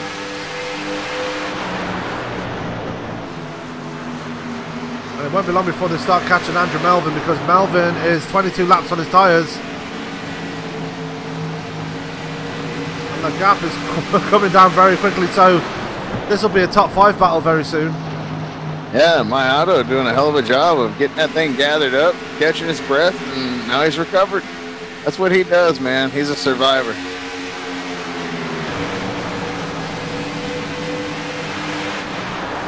And if there's anything we like on this channel, it's survival stories. Well, you never know, we could still get a caution and this could all shake out differently. Absolutely. Anything can still happen in these closing laps. We're coming down, getting close to 20 to go. It's going to be 22 to go, actually. Meanwhile, we've got a battle for the lead here. Adam Baker just passed Braden Johnson for the lead, so Baker back at the front here. And I don't think Braden Johnson will have anything for the man in the 48 because... Tires. Yeah, tyres again. So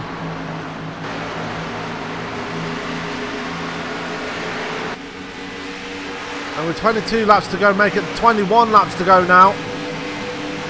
Will they have to make another pit stop? I think they might actually. Nah, they're good. They're golden. Unless you're Andrew Melvin, then you're pretty much screwed. Yeah, he's the only one. And that's because he chose to pit way earlier than everybody else outside of the window, and he shorted himself as far as the fuel goes. So even if he wanted to go to the end, which I doubt anyway, because it'd be that far on fuel, it'd be 40-some odd laps, so I doubt the tires would hold up. But even if he had the fuel. Yeah, and they're closing in on Jeff Glockner. Is Adam Baker. He's managed to extend the gap between himself and Brendan Johnson to over a second already. So everybody all spread out, apart from this three-car battle between Shane Papala now is leading that little pack, Keith Mayato and Lupe Gonzalez. They've all passed Andrew Melvin, who's going very slowly around the track on those older tyres. And now, this three-car battle, like I said before, is now a battle for the last spot in the top 5. Which is pretty impressive after everything that Mayato's been through, but he has lost that 5th place position to Shane Papala, so he may be starting to feel the effects now that he's starting to get some laps on the tires of the damage that he's created for himself by getting into the wall. Let's not forget Shane Papala's had issues of his own. He did have that spin through the grass earlier on in the race, so good for him to be back up there as well. Yep, solid recovery.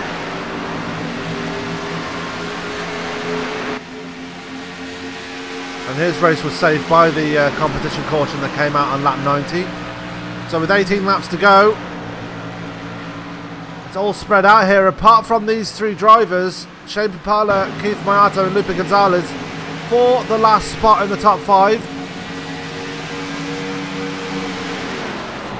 And not only will Andrew Melvin have to come in pit road, I'm pretty sure Jeff Glockner's going to have to bring it down as well, because he's already 21 laps on his tyres. Yeah, then he likely, well, he'll be close. He might be able to go. It'll be real close. Yeah. He's a lap down too, isn't he? He's 2 laps down. Yeah, no, he's good. Unless he wants to come in and get tires, of course. He's not under any threat. He's the last car running, so...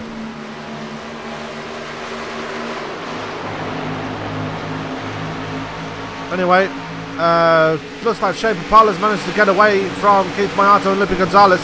Gonzalez and Mayato actually having a battle of their own now for the number 6 spot, as Lupe Gonzalez very close to the wall there.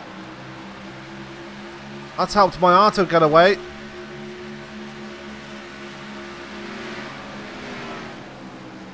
As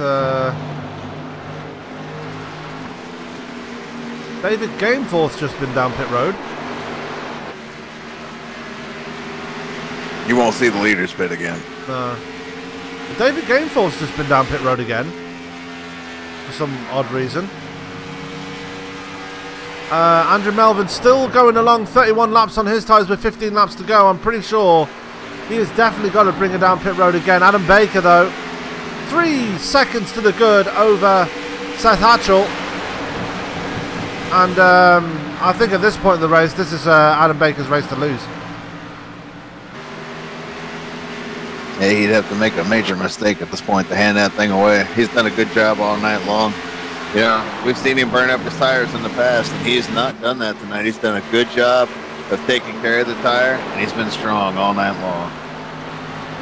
Yeah, and the most winningest driver in SOMO League history. Also the regular points season champion. Gonna get the chase off to the best start possible here at Las Vegas. So, gonna be very interesting to see how he handles this. But mind you, if and when he wins this one now, he'll advance straight into round 2. So the pressure will be off for the next 2 races after this one. That's right. Win and you move on to the next round. It's not like real life NASCAR where if you win a playoff race you go straight to the finale.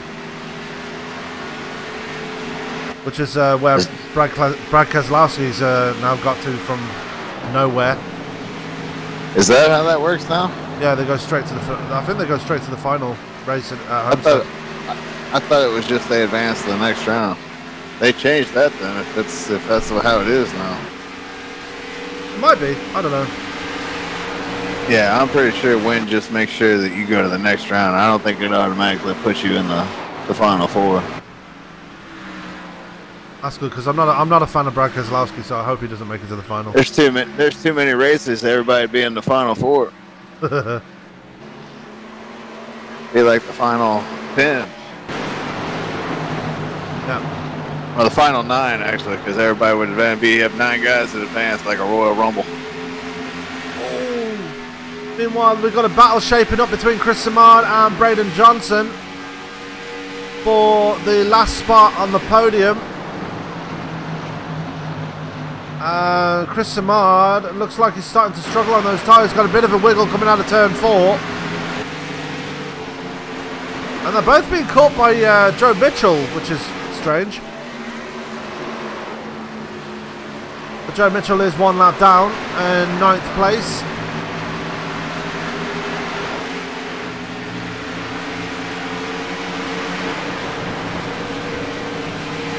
But before this is all said and done, we could have a nice battle here for the last spot of the the last spot on the podium here, Scott. Yeah, it's shaping up. Wonder if we'll get that late surprise caution that we thought that we may not get, but then usually we do get in these kind of races where you think it's going to end under a green flag condition, then all of a sudden somebody loses it coming off corner. Wouldn't that be something?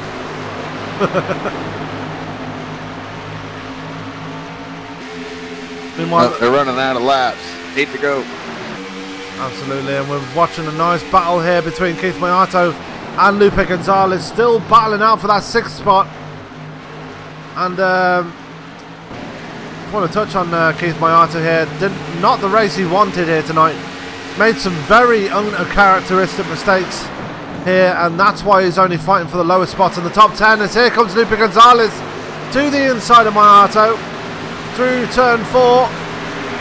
Mayato able to defend from the 53, but yeah, by Keith Mayato's standards, a pretty poor race tonight. Yeah, but he's doing his best to try to manage the best possible finish that he can get here and just move on to next week to Richmond. And that's about all you can do in a race like this. Like I said earlier, those 4 guys that weren't here tonight, they're automatically going to be the 4 guys at the bottom. So either way, Keith, if he brings home a 6th or 7th place finish, he'll be somewhere in the middle and it won't be so bad. Yeah. That's managing to get away from Gonzalez now. It's all about survival at this point, Sam. You just want to move on from round to round. Ooh, Lupe in the wall behind Mayato. That's not going to help his chances any. But it's all about just surviving the chase at this point and just trying to make it to each round. The goal being to the final round where you have the opportunity in the final race to be the champion. Yeah, and Andrew Melvin has finally made his pit stop. So he's on fresh tyres now. And Lupe Gonzalez almost into the wall again, going through turns 1 and 2. So Gonzalez struggling now. And for some reason Adam Baker having connection issues. Now is not the time where you want to start having connection issues. Not at all. But he's got a 2.4 second lead. His lead has actually shrunk a bit now. I wonder if Adam Baker, he knows he's got this race pretty much sewn up. I wonder if he's just clicked into cruise control now and just going to sail it on home. I would think so. I wouldn't think he'd want to do anything, that's not out of the norm here, anything out of the realm to jeopardize handing this victory over to Seth Hatchell. This is going to break Seth's streak. Yep. But Seth is still going to get a damn good finish here tonight. He's going to be looking good going to the next round as well. Yeah, unfortunately, he's got to try and contest it with Richmond being next week, he's got to try and win that race to making sure he's into the next round of the chase. Chris Samard is looking very likely to get a third place here on his birthday. I think he'll take it as a small birthday present. Yeah, it's not a win, but it's still a pretty solid run, man. Standing on the podium, get a little champagne, go have some birthday cake. Pretty good evening. Absolutely. Meanwhile, Adam Baker's going to cross the line now. The white flag is out now. So Adam Baker, very, very quiet running for the first stage, but dominated the second stage after Andrew Melvin making the wrong pit call. But since the third stage started, Adam Baker has been an absolutely dominant form, and he's going to bring it home again. The streak is about to be broken here at Las Vegas, and Adam Baker, the teammate of Seth Hatchell, is going to be the man to do it as he comes down out of turn 4, down towards the line. Adam Baker advances to round 2. Seth Hatchell is going to come home in second place. Chris Samard, the birthday boy, is going to come home on the podium in third. Braden Johnson fourth, and Shane Papala is going to round out your top 5 here at Las Vegas in the opening round of the chase for Southern Motorsports. Yeah, Keith Mayato going to come home in 6th place. Lupe Gonzalez 7th. 8th will be David Gameforth. 9th after such a difficult race will be Joe Mitchell. And something going on there between Mitchell and Braden Johnson as Mitchell just completely... It looks like Mitchell went after Braden Johnson there.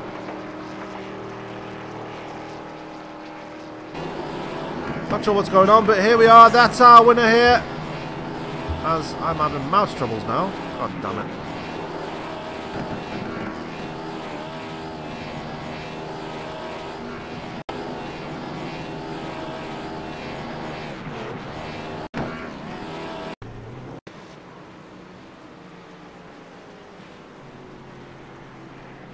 So, there you go, Sam. I brought Chris in here for you. Happy birthday, Chris. Hey, thank you. Yeah, Chris, what a great way to celebrate your birthday. Getting 3rd place here at Las Vegas, and looking good for the chase here. I'm guessing you're pretty happy at this point. Yeah, I am. Where I started, I didn't think I was going to finish 3rd, so I'm happy about that. I just this first part of the chase is kind of survival for me, anyways, and I would have loved to win, but I like the 3rd place finish. It puts me up in the points a little bit, so it's good. Absolutely, and had a pretty quiet race for the most part, but you managed to keep it where you wanted to be, and you definitely coming home with a big advantage going into, I believe it's Richmond next week. So just how did it feel out there? I mean, you started in P9 and you're actually the biggest mover of the night as well, so you must have had a good feeling car out there tonight. Oh, it was pretty good. I'm glad I'm the biggest mover. That's great. The car itself, I don't know if it's the car or the setup, it was just all over the place. It was loose one lap, it was tight at another lap, it was loose on throttle. I just couldn't figure out a good line to run, especially with the old tires. You had to really baby it off the corner. It was getting loose off. It was tiring, actually. Yeah, you sound tired anyway, and looking ahead to next week, we do go to Richmond, so short track racing here, Chris. Just give us your thoughts on that, and you reckon you got enough there to get yourself into the second round? I think so. I did win Richmond there earlier this year. I kind of lucked into that, the leaders crash, but I'll take it. But Richmond is always one of my favorite tracks, and I kind of like the short tracks better than the 1.5 miles, so the short tracks suit me well. I don't know, it's just my driving style. I like the short track bull ring tracks. Yeah, and after the disappointment in the IndyCar last night, this is going to make up for it, right? Yeah, this is gonna make up for it. I didn't really want to talk about that last night. So. Yeah, it could be worse. You could have my luck anyway. Yeah, well, we both had the same luck, I think. So in the cars, it's No, just... I'll argue to that one. I'm not gonna. I'm gonna dispute that one because I can't even make it past halfway at this point. But anyway, Chris, congratulations on the 3rd place here tonight. Definitely got to be happy. Is there anybody you'd like to give a shout out to? Yeah, I'd like to thank you guys up in the booth, both for broadcasting, Sam and Scott. I'd like to thank Portside Jaguar Land Rover for sponsoring the league, Coffee Glitter Mom, Top City Travel. If I'm forgetting anything, I'm sorry, but my wife and son. Also, my brother went into the hospital today, so he had they were checking his heart and everything. He's back home, but it was a little scary today, so. We wish the best for your brother, Chris. Yeah, thank you. I don't know exactly what's wrong with him, but I hope he. They say everything's fine, but they took blood work and stuff, so we'll see. Yeah, hopefully everything all shapes out for him. But anyway, Chris, congratulations one more time on the 3rd place, and yeah, go and enjoy the rest of your birthday, buddy. All right, thank you. Eat some birthday cake. I'm gonna try. I'm gonna go to bed, actually. Happy birthday, dude. Thank you, Scott. That was our 3rd place driver, Mr. Chris Samard, and joining Scott now is our 2nd place finisher, Mr. Seth Hatchell. And Scott, the streak's been broken. Yeah, Mr. Hatchell, you got a copy? Yeah, I got you. Yeah, unfortunately, your winning streak did come to an end here tonight, man. But you got to be feeling pretty good about getting the chase off to a pretty solid start by coming home 2nd. Oh yeah, you know, hats off to Adam. He was really, really quick tonight, and I was quicker on the long run just by a tick. But yeah, I'm really happy heading into these next 9 weeks now. I know I'm really fast, and I'm looking forward to getting the championship. Were you impressed by the job that Baker did tonight taking care of his tires? Because we've seen Adam get out front before and burn up his stuff, and he didn't do that tonight. Yeah, I'd run some practice with him last week because we thought the race was going to be last week, and I knew he was going to be quick. Just something about this place. I'm usually better on the long runs, but just the way this place was running, this setup, it would get so loose that I just couldn't turn the wheel enough to save the car, and something about that played into his wheelhouse. He was definitely the guy to beat tonight. Well, you still did a hell of a job, man. Brought the thing home 2nd, going into Richmond next week. How you feeling about your chances of surviving what will be Richmond next week? You know how that race usually goes. Oh yeah, I'm feeling really good. That's my kind of track right there. So I'm looking to be up front all night. Yeah, short track racing right in your wheelhouse? Oh yeah, beating and banging. Good deal, man. Well, you got anybody you want to thank tonight for this 2nd place finish here in Sin City? I gotta thank you guys. You guys do a fantastic job for all the fans. Gotta thank all the sponsors of this league. Gotta thank Paul and all the admins for doing a great job. And gotta thank my team, MB Motorsports. Had a really good run tonight. Right on, Seth. Well, unfortunately, the streak did come to an end, but you're still rolling, dude. I can still see smoke coming out the back. So you're going to be a heavy contender for the rest of this chase, and I'm sure these guys know that. I wish you the best going forward. Thank you. Sam. That was our 2nd place finisher, Mr. Seth Hatchell. And joining me in the booth now is our race winner, Adam, regular season champion, and getting the chase off to this perfect start, moving on to the 2nd round. You got to feel pretty happy about that. Yeah, I'm relieved. Had a couple mishaps here in the truck series and the Xfinity race. I made mistakes and you know, got involved in things, and tonight I really just was trying to, you know, finish the race and get a solid finish. I didn't want to be overly aggressive. I wanted to keep the car clean, keep it off the wall, and ended up doing that, and the pit strategy at the end worked out for me. My car was fast, and I knew I had something for short run and long run. I just needed to hold on to the track position, and it all worked out. Yeah, it looks like you managed to preserve the tyres pretty well tonight. I mean, I know you've had problems with that during the regular season. What did you do differently tonight to try and conserve the tyres? Because I know you've been struggling with that, and it seems you've got it absolutely nailed down tonight. What do you think you did differently tonight? Well, I ran an official race at this track last Thursday. I actually ran with Seth, and we both ran, really, really well. And that setup was a lot looser than even this one was. So that really helped me prepare for what was coming tonight. And during practice before the race, I was trying a long run, strategy just to see how it felt and how it would change over that run. And I don't do that at every track. I do it at some tracks. I think I'm going to do it more often because it seemed to help a lot tonight. Absolutely. Well, looking ahead to the rest of the round one, the pressure's off now, and we head to Richmond next week. Just what are your thoughts on that race? I'm pretty sure you're not going to be backing down, even though there's no pressure now. Yeah, I ran pretty well there in the spring race. It was between me and Shane, and we got caught up with a couple lap cars that were wrecking in front of us. It handed Chris the win. So I'm pretty confident. I got some speed going in there. We'll see what it feels like on this new tire model and with, the new car. But I don't think it should be too different, and I'm really looking forward to it. Absolutely. Well, Adam, congratulations on the win tonight. Moving on to the second round, is there anybody you'd like to thank for that? Yeah, I'd like to thank you guys up in the booth at BOFA Broadcasting.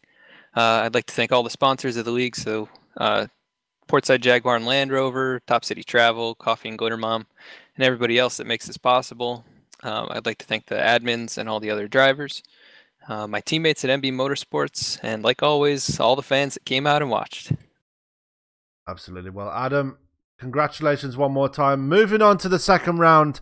The pressure's off from this point onwards until we reach the first round in the second round. But congratulations one more time, and we'll see you next week at Richmond.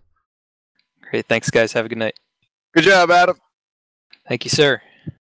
Well, that was it for the race, and definitely a fun race to watch here tonight. But that is all that we have got time for tonight. We're going to go through the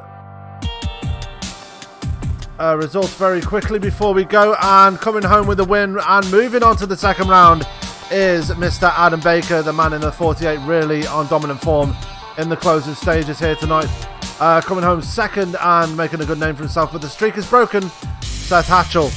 And rounding out the top three, the birthday boy, Mr. Chris Samard. Fourth is Brendan Johnson. Fifth, Shane Papala. Sixth, Keith Mayato. A very poor race for him tonight.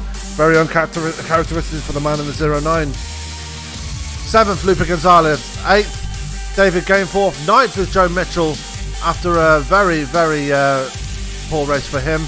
And rounding out the top 10 is Ron Hollifield. In 11th was Andrew Melvin. 12th, Jeff Glottner. And rounding out your field of 13 tonight is Mr. Ryan Gemmell, after having that shunt earlier on in the race. Well, that is going to do it here tonight for the SOMO Portside Jaguar and Land Rover Cup Series. A very eventful race, a short field, but because of Hurricane Florence, that is the way it has been. But that's been an exciting race regardless. From myself, Sam Cooper Bennett, and from my broadcast partner, Mr. Scott Brinton, all that's left for me to say is keep it clean, keep it green, and we will see you tomorrow night with Go Fast Racing as they head to Richmond. So good night from me, and we'll see you tomorrow night. Have a good night, everybody.